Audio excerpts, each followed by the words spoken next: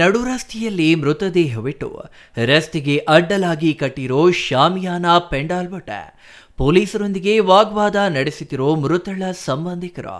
ಇದರಿಂದ ರಸ್ತೆ ಬಂದಾಗಿ ರಸ್ತೆ ಮಧ್ಯೆ ಸಾಲುಗಟ್ಟಿ ನಿಂತಿರೋ ವಾಹನ ಸವಾರರ ಪರದಾಟದ ದೃಶ್ಯಗಳು. ಅಂದಹಾಗೆ ಈ ಘಟನೆ ನಡೆದಿದ್ದು ಚಿಕ್ಕಬಳ್ಳಾಪುರ ಜಿಲ್ಲೆಯ ಶಿಡ್ಲಘಟ್ಟ ತಾಲೂಕಿನ ರಾಮಲಿಂಗ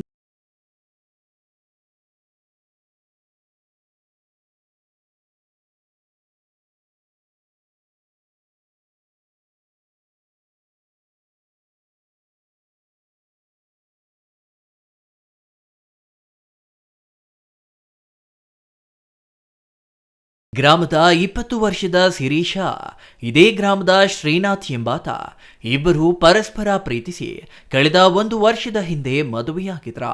ಆದರೆ ಮದುವೆಯಾಗಿ 1 ವರ್ಷ ಕಳೆದಿದ್ದೇ ತಡ ಈಗ ಇದೇ ಶಿರೀಷ ಅತ್ತೆ ಮನೆಯಲ್ಲಿ ಕಾಳು ಮಾತ್ರೆಗಳನ್ನ ಸೇವಿಸಿ ಆತ್ಮಹತ್ಯೆ ಯತ್ನ ನಡೆಸಿದ್ಲ.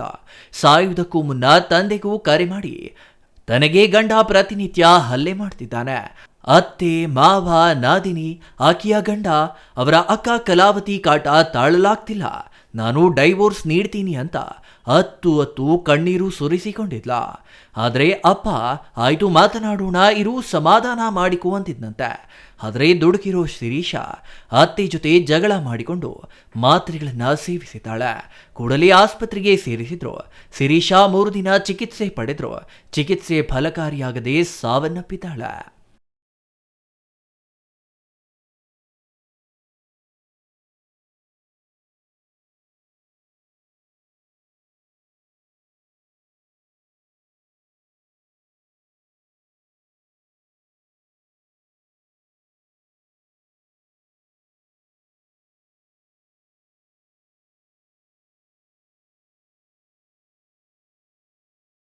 ಸೇವಿಸಿದ್ದ ಶಿರೀಷ ಆಸ್ಪತ್ರೆಯಲ್ಲಿ ಸಾವನ್ನಪ್ಪಿದ್ದಾಳೆ. ಇದರಿಂದ ಮೃತಳ ಸಂಬಂಧಿಕರು ಶಿರೀಷ ಗಂಡ ಶ್ರೀನಾಥ್, ಅತ್ತೆ ಲಕ್ಷ್ಮೀದೇವಮ್ಮ, ಶಿರೀಷ ನಾದಿನಿ ಭಾರತಿ ಹಾಗೂ ಆಕೆಯ ಗಂಡ ಸೇರಿದಂತೆ ಪಕ್ಕದ ಮನೆಯ ಸಂಬಂಧಿಗಳಾದ ಕಲಾವತಿಯ ವಿರುದ್ಧ ದಿಬೂರಹಳ್ಳಿ ಪೊಲೀಸ್ ಠಾಣೆಗೆ ದೂರು ನೀಡಿದ್ದಾರೆ. ಆದರೆ ಪೊಲೀಸರು ಶ್ರೀನಾಥ್ನನ್ನ ಮಾತ್ರ ವಶಕ್ಕೆ ಪಡೆದಿದ್ದು ಉಳಿದವರು ತಲೆಮರೆಸಿಕೊಂಡಿದ್ದಾರೆ. ಇನ್ನು ಪ್ರಕರಣದಲ್ಲಿ ಕಲಾವತಿಯನ್ನ ಏಟು ಮಾಡಬೇಕಾಗಿತ್ತ. ಆದರೆ ಆಕೆಯದ್ದೇ ಶಿರೀಷಾಳಿಗೆ ಬಹಳ ಟಾರ್ಚರ್ ಇದ್ದಿದ್ದ. ಆಕೆಯನ್ನ ಎಫ್ಐ ಆಗಿ ಮಾಡಿದ್ದಾರೆ. ಇದು ಸರಿಯಲ್ಲ ಅಂತ ಮೃತಳ ಪೋಷಕರು ಕೂಡಲೇ ಎಲ್ಲರನ್ನೂ ಬಂಧಿಸಬೇಕು ಎಂದು ಶಿಡ್ಲಘಟ್ಟ ದಿಬೂರಹಳ್ಳಿ ಮಾರ್ಗದ ರಸ್ತೆ ಬಂದ್ ಮಾಡಿ ಆಕ್ರೋಶ ಹೊರಹಾಕಿದ್ರ. ಲವ್ ಮ್ಯಾರೇಜ್ ಸರ್, ಕರ್ಕೊಂಡು ಹೋಗಿ ಮದುವೆ ಆಗಿರೋದವನು. ನಮಗೆ ಏನು ಗೊತ್ತಿಲ್ಲ, ಅವರು ಕರ್ಕೊಂಡು ಹೋಗೋದು ಎಲ್ಲ. ಅವರು DC ಮೇಡಮ್, ಶ್ಯಾಮಲಾ ಮೇಡಮ್ ಅಂತೇಳಿ ನನ್ನ ಜವಾಬ್ದಾರಿ ಕೊಡಿ, ನಾನು ಮದುವೆ ಮಾಡಿ ನನ್ನ ಜವಾಬ್ದಾರಿಯಲ್ಲಿ ನಾನು ನೋಡ್ಕೊತೀನಿ ಆ ಹುಡುಗಿನ, ನೀವು ಯಾರು ತಲೆ ಕಟ್ಸ್ಕೋಬೇಡ್ರಿ ಅಂತೇಳಿ ಮದುವೆ ಮಾಡಿಸಿ ಕೊಟ್ಟಿದ್ದಾರೆ.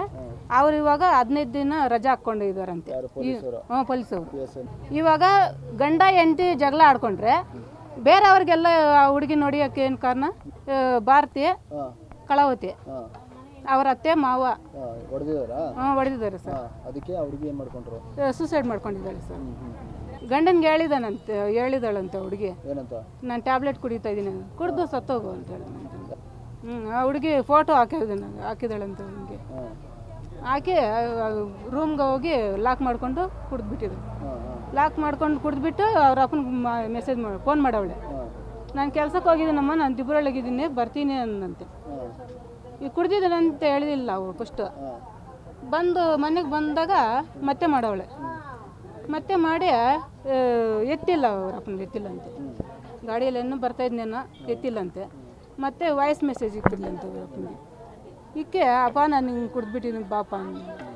ಆ ಹುಡುಗಿ ಅವನು ಬಂದು ನಮ್ಮ ತಂಗಿನೂ ಇಬ್ಬರು ಬಂದು ಕಾರಾಗ ಹಾಕ್ಕೊಂಡು ಹೋದ್ರಂತೆ.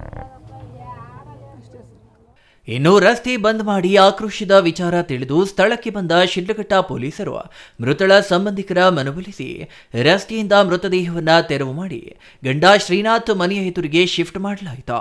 ಪೊಲೀಸರು ಆದಷ್ಟು ಬೇಗ ಆರೋಪಿಗಳನ್ನ ಬಂಧಿಸುವುದಾಗಿ ಭರವಸೆ ನೀಡಿದ ಕಾರಣ ಮೃತಳ ಅಂತ್ಯಕ್ರಿಯೆ ನೆರವೇರಿಸಲಾಗಿದೆ. ಇನ್ನು ಗ್ರಾಮದಲ್ಲಿ ಬಿಗುವಿನ ವಾತಾವರಣವಿದ್ದು ಶಿರೀಷಾಳ ಅತ್ತೆ ಮಾವ ಸಂಬಂಧಿಕರೆಲ್ಲ ನಾಪತ್ತೆಯಾಗಿ ತಲೆಮರೆಸಿಕೊಂಡಿದ್ದಾರೆ. Thoudanahalli Ramesh, CTV news, Chikkaballapur.